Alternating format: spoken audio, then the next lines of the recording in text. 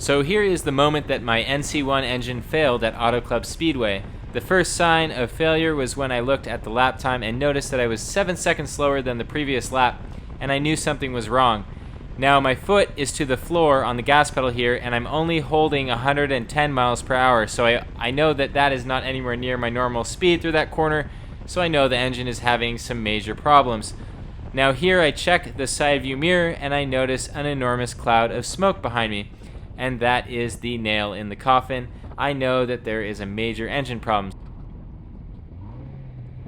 So what I do here is I slow the car down, I put the hazards on, and I cruise over to the pits. But before I can get off the track, I notice the meatball flag. Now this flag means that your car's engine is completely fucked. So this is the old engine coming out, and we're going to take it apart. Here you can see the pistons. There are chunks of the pistons missing. You can actually see the piston ring poking through there, which is not good. And as we move along here, you can see the other pistons. Now luckily, a new, more powerful engine is only $400 for this car, so this is just not a big deal.